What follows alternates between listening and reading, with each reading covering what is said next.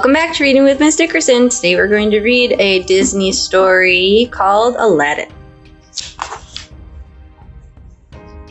As she sat by the fountain in the palace courtyard, Princess Jasmine giggled at her pet tiger Raja. The tiger had not been impressed with the latest prince to ask for Jasmine's hand in marriage, so he'd helped scare him away.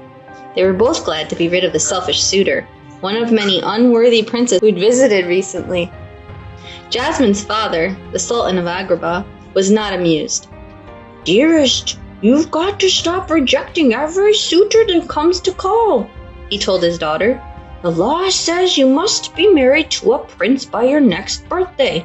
You've only got 3 more days." But Jasmine thought the law was unfair. "Father, I hate being forced into this," she said. "If I do marry, I want it to be for love." Lately, Jasmine had found herself wishing that she wasn't a princess at all. She had never even been allowed to go outside the palace walls. She felt trapped. That night, the princess decided to run away. She put on a disguise and began to climb over the palace wall. Raja tugged on her dress. He didn't want her to leave. Jasmine knew she would miss her friend, but she had to see what else was out there.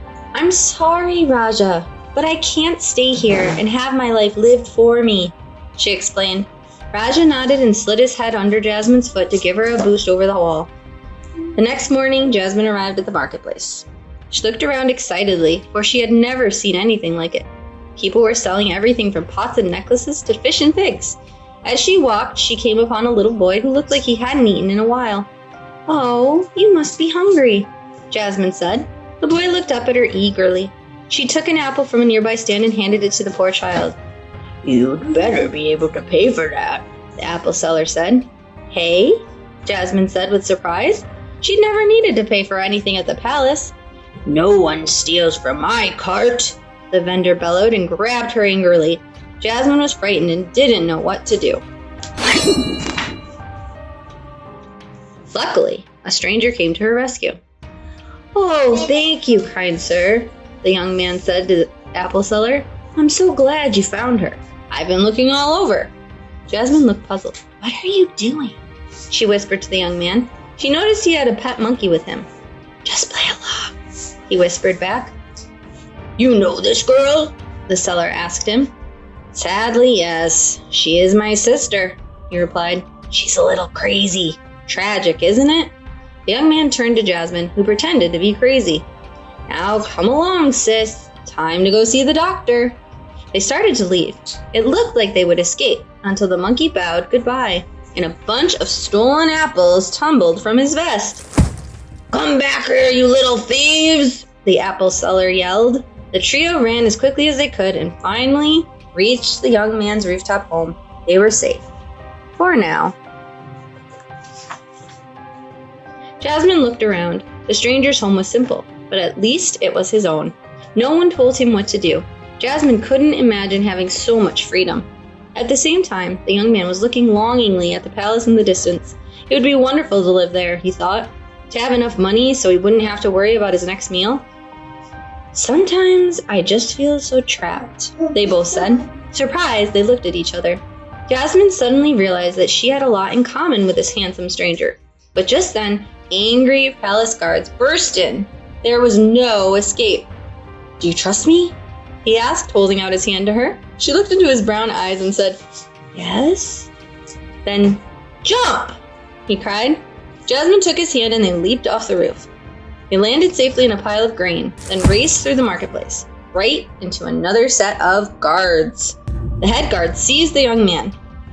"It's the dungeon for you, boy," he declared.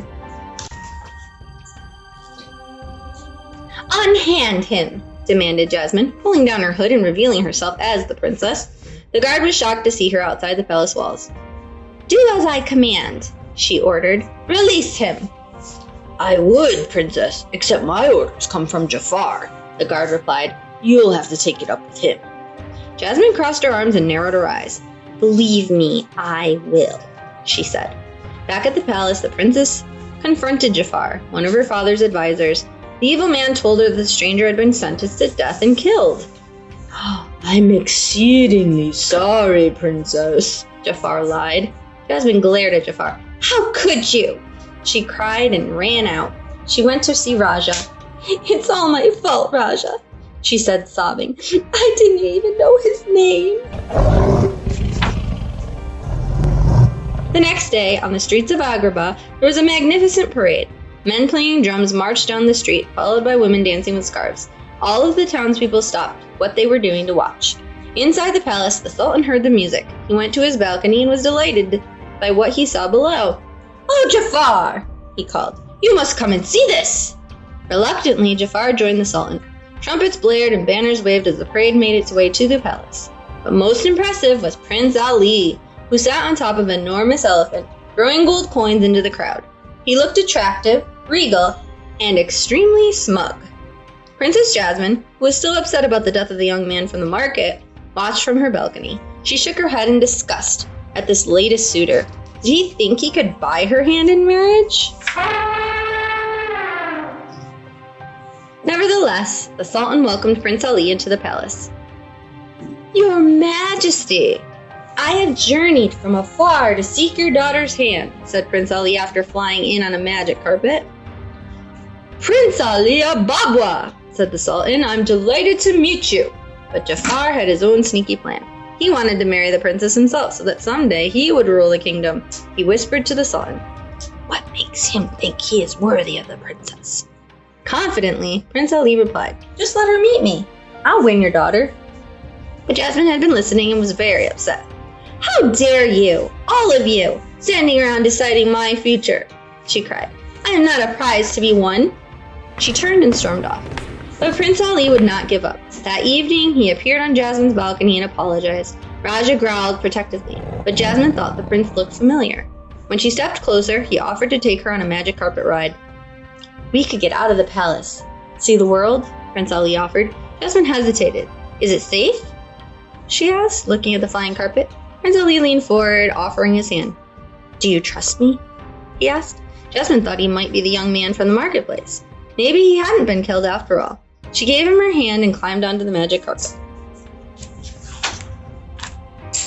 Jasmine and Prince Ali flew over the streets and rooftops of Agrabah. Jasmine felt happier than she ever had. Jasmine got the prince to admit he was the young man from the marketplace. But he didn't tell her everything because he didn't think she would like him if she knew the truth.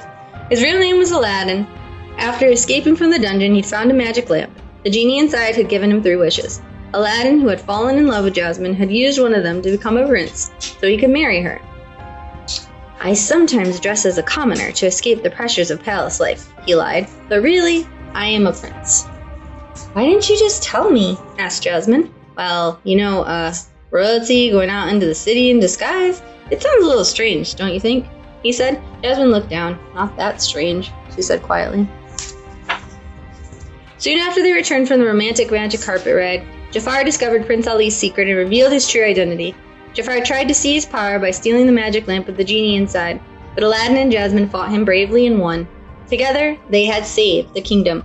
After the battle, Aladdin took Jasmine's hands in his. "I'm sorry I lied to you about being a prince," he said humbly. Jasmine held his hands. She hadn't fallen in love with him because she thought he was a prince. She loved him for who he was on the inside. After freeing the genie, they climbed aboard the magic carpet and kissed. Beneath them was a whole new world. The end.